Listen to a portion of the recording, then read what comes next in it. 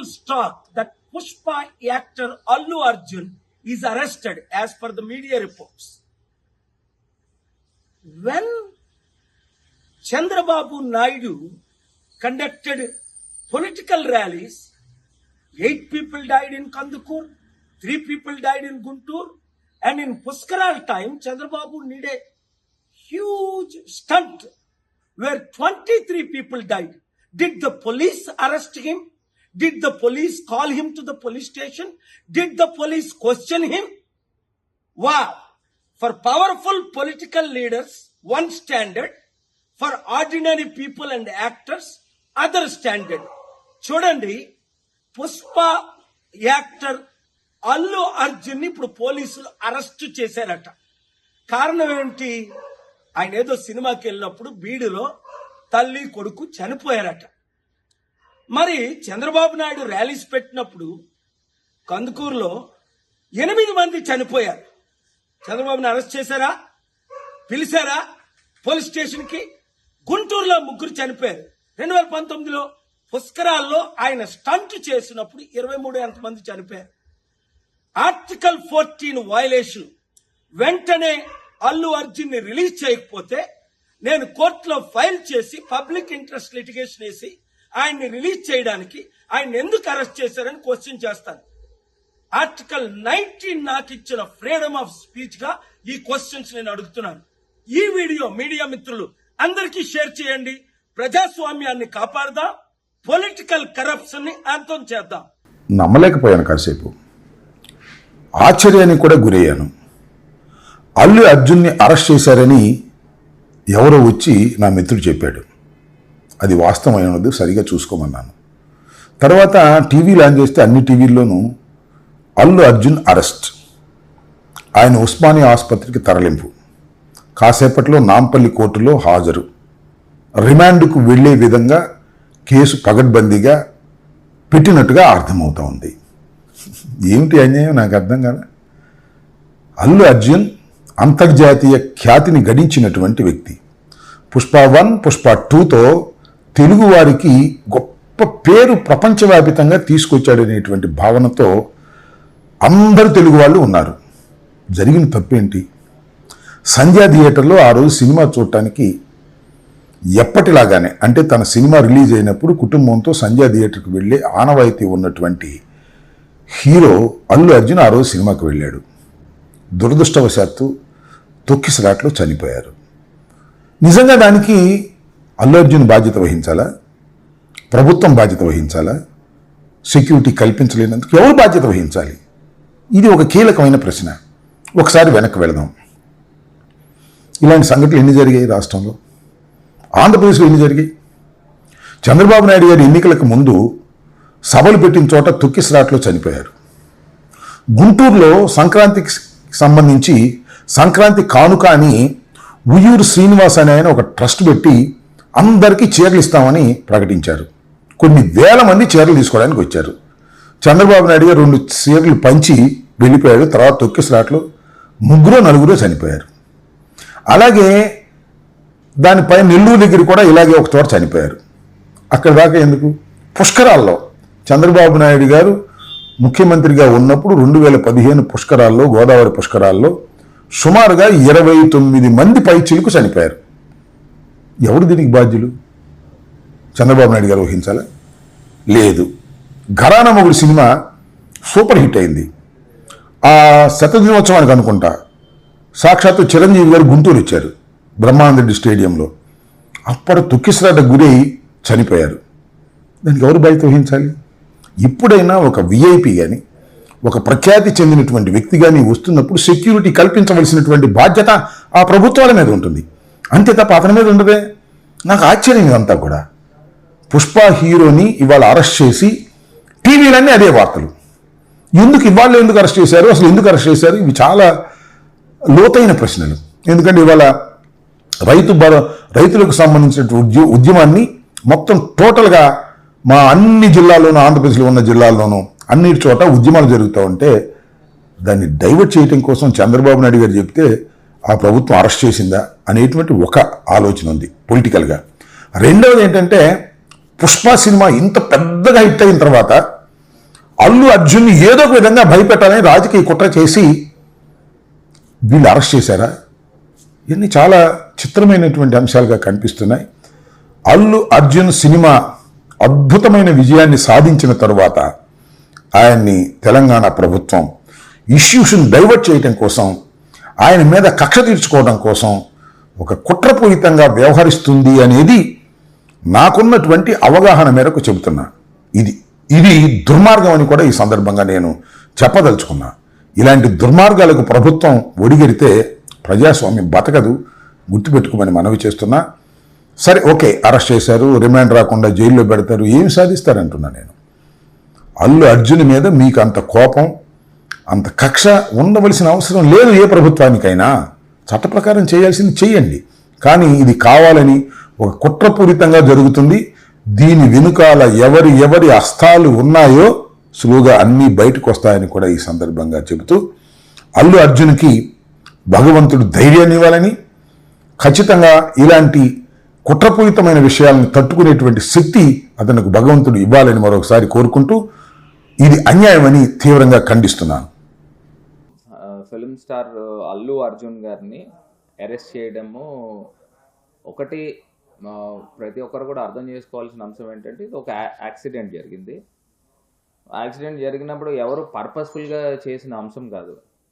ఇప్పుడు జనరల్గా ఎక్కడైనా సభలు జరిగినా, లేకపోతే ఏదైనా మూవీ రిలీజ్ అయినప్పుడు ఫస్ట్ డే రోజున జనరల్గా ప్రతి ఫిలిం స్టారు, చిన్న హీరో అయినావండి, పెద్ద హీరో అయినావండి, జనరల్గా ఒక థియేటర్కి వెళ్ళి ఆడియన్స్తో పాటు చూడడం అనేది గత 20 సంవత్సరాల నుంచి కూడా ఒక పరంపరగా వస్తాం.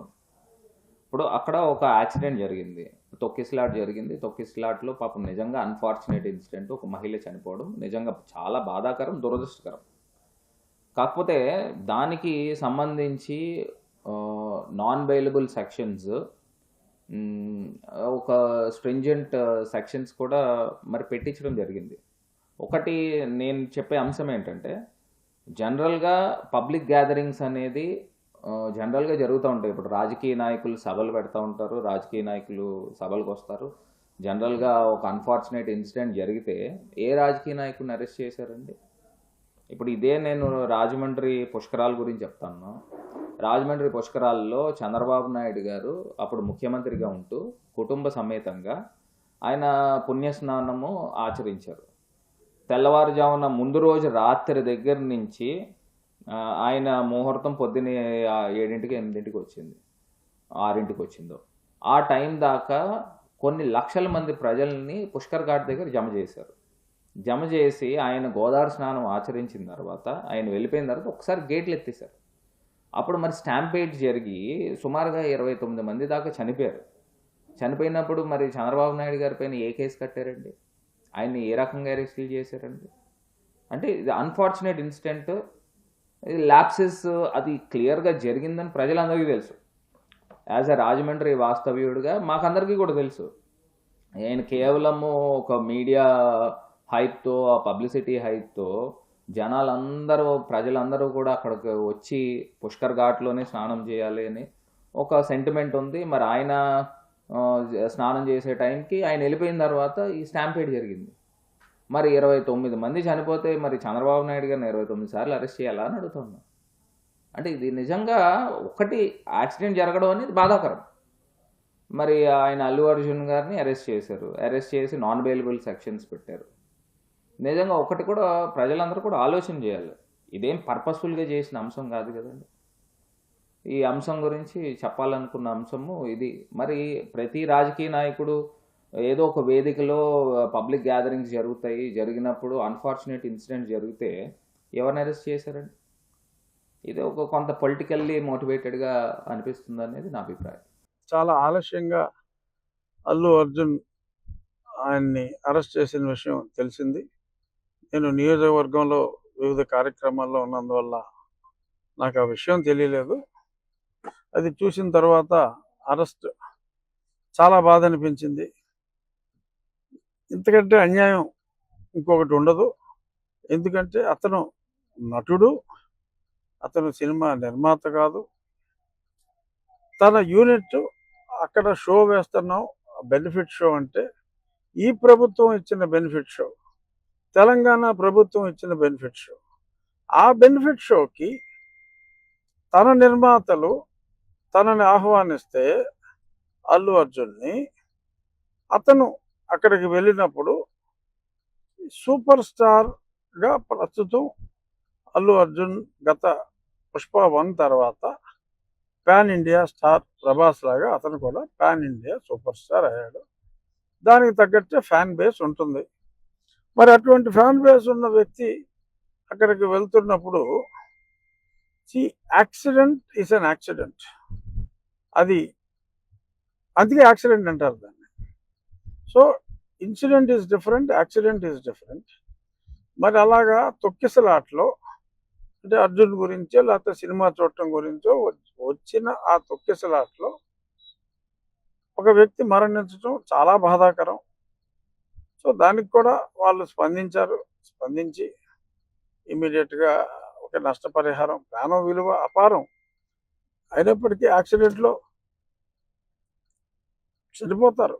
యాక్సిడెంట్లో అది బాధాకరం అయినప్పటికీ కూడా దానికి ఒక వ్యక్తిని యాక్సిడెంట్కి బాధ్యుల్ని చేయటం, సంబంధం లేని వ్యక్తిని. ఎందుకంటే ఒక హీరో అతన్ని పిలిచినప్పుడు ఆ హీరో ఏదైనా నీకు పోలీస్ అప్రూవల్ ఉందా, పోలీసు వాళ్ళు పర్మిషన్ ఇచ్చారా? ప్రభుత్వం పర్మిషన్ ఇచ్చిన షో అది, 1000 రూపాయలు కలెక్ట్ చేసుకోండి, షో వేసుకోండి అని చెప్పి ప్రభుత్వం ఇచ్చిన వెసులుబాటు. సో ఈ పర్మిషన్ కూడా ఉంటుంది అని అర్జునే కాదు ఎవరైనా అనుకుంటారు అక్కడికి వెళ్ళేటప్పుడు. సో మరి దానికి ఈ రకంగా మరి ఇప్పుడు ఆ జరిగిన సంఘటనకి అర్జున్నే బాధ్యుల్ని చేయటం, అర్జున్ని అరెస్ట్ చేసి మరి వాళ్ళ శుక్రవారం నాడు మరి అదే మోడస్ ఆపరాండే గతంలో నా మీద జగన్మోహన్ రెడ్డి ఎక్కువగా జగన్మోహన్ రెడ్డి అవలంబించిన మోడల్ అది. మరి యాదృచ్ఛికంగా జరిగిందా, శుక్రవారం కావాలనే జరిగిందా, ఏదేమైనా అల్లు అర్జున్ అతన్ని అరెస్ట్ చేయటం అనేది అత్యంత బాధాకరం. మానవ తప్పిదం. బట్ దానికి ఎవరెవరో సోషల్ మీడియాలో 10 సంవత్సరాల శిక్ష, ఏదన్నా యాక్సిడెంట్ ఇన్సిడెంట్లో ఇప్పుడు దాకా ఎవరికైనా 10 సంవత్సరాల శిక్ష పడిందా? అంటే ఇప్పుడు పడుతుందని కాదు, డెఫినెట్గా నాన్ బెయిలబుల్ సెక్షన్లు పెట్టినా court can give the bail and I'm sure Arjun will get the bail. అందులో ఎటువంటి సందేహం అక్కర్లా, తప్పకుండా అతనికి బెయిల్ వస్తుంది.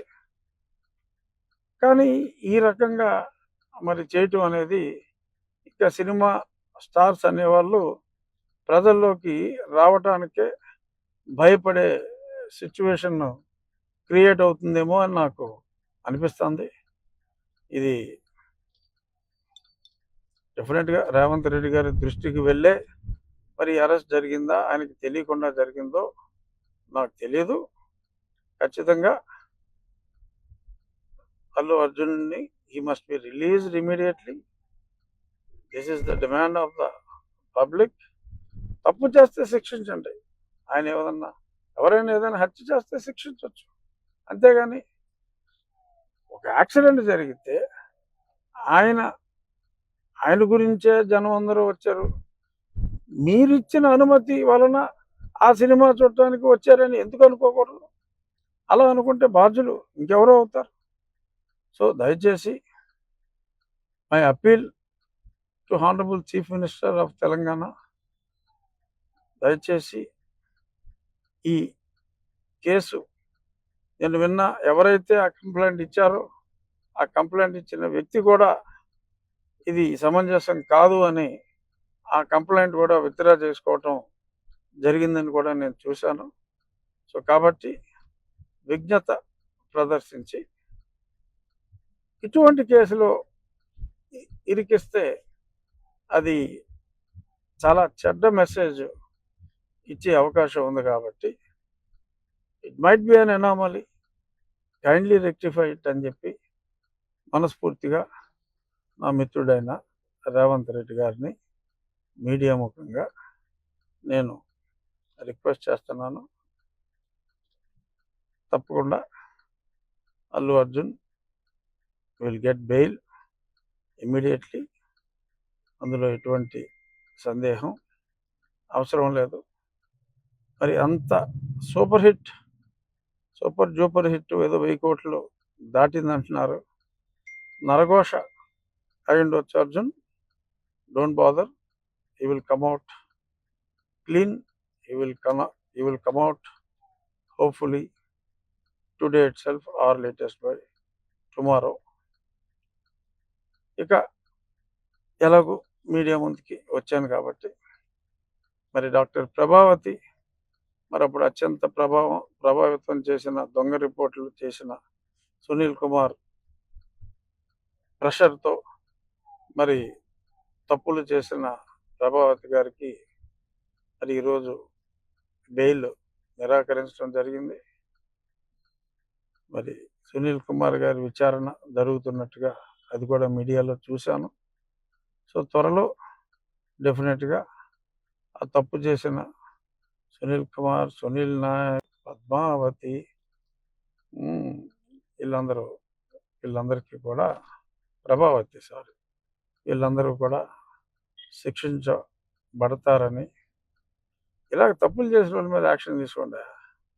అంతేగాని సినిమా యాక్టర్ ఫంక్షన్కి వెళ్తే ఎవరో తొక్కేసుకుంటే అది చనిపోతే హీరోని బాధ్యం చేయటం ఇటువంటివి కాదు. అఫ్కోర్స్ ఆ రాష్ట్రం వేరు, ఈ రాష్ట్రం వేరు. అయినప్పటికీ బాధ అనిపించి చెప్తున్నా. నా కేసు అప్డేట్స్లో ఇది. అలాగే నేను జగన్మోహన్ రెడ్డి గారి మీద వేసిన సుప్రీంకోర్టులో మళ్ళీ తిరిగి జనవరి 10వ తారీఖుకి అది వాయిదా పడతాం జరిగింది ఈరోజు సుప్రీంకోర్టులో. నా కొడుకు మూవీ చూస్తా అంటే ఆ రోజు సంధ్యా థియేటర్లో మూవీకి తీసుకెళ్ళాను. మూవీ చూస్తా అంటేనే తీసుకెళ్ళాను. అక్కడ అల్లు అర్జున్ వచ్చినందుకు ఆయన తప్పేం లేదు. మేమేమైనా ఉంటే దానికి కేసు విత్డ్రా చేసుకోనికి రెడీ ఉన్నా. అది న్యూస్ కూడా నాకు పోలీస్ వాళ్ళు ఏమి ఇన్ఫామ్ చేయలేదు అరెస్ట్ చేస్తున్నట్టు. నేను ఇప్పుడు మొబైల్లో చూసిన, హాస్పిటల్లో ఉన్నప్పుడు మొబైల్ చూసిన ఇట్లా అల్లు అర్జున్ అరెస్ట్ అయ్యాడని. అల్లు అర్జున్కి అయితే ఏం సంబంధం లేదు వచ్చినందుకు. ఏమైనా ఉంటే నేను కేసు విత్డ్రా చేసుకోనికే రెడీ ఉన్నాను.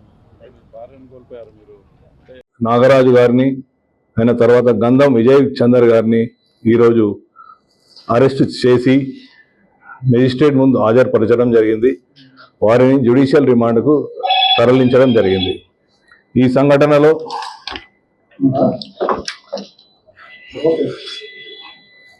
గాయపడ్డ, అంటే సఫకేషన్ తోటి గాయపడ్డ శ్రీ తేజ అబ్బాయి ఇప్పుడు హాస్పిటల్లో, సూపర్ స్పెషాలిటీ హాస్పిటల్లో అతను చికిత్స పొందుతున్నాడు. చికిత్స జరుగుతున్నది. ఇంకా దీనిలో ఈ కేసులో పరిశోధన కొనసాగుతున్నది. దీనిలో సీసీ ఫుటేజీలు అయినాక అక్కడ ఉన్న సాక్ష్యాల ఆధారంగా సంఘటనపై పూర్తి స్థాయిలో న్యాయ నిపుణుల సలహాలు, మా ఉన్నతాధికారుల సలహాలు తీసుకుంటూ దీనికి ఇంకా ముందుకు సాగుతుంది. దీనిలో చట్టరీత్యా ఎవరెవరైతే దీనిలో ఇంకా పాలు పంచుకొని ఉన్నారో వారందరిపై తదుపరి చర్యలు ఉంటాయి. Thank you. న్యాయ నిపుణులు మరియు మా యొక్క సీనియర్ ఆఫీసర్స్ దాని మీద జరుగుతుంది. చట్టం ముందు అందరూ సమానమే. చట్టం ఎవరికి చుట్టం కాదు. Thank you.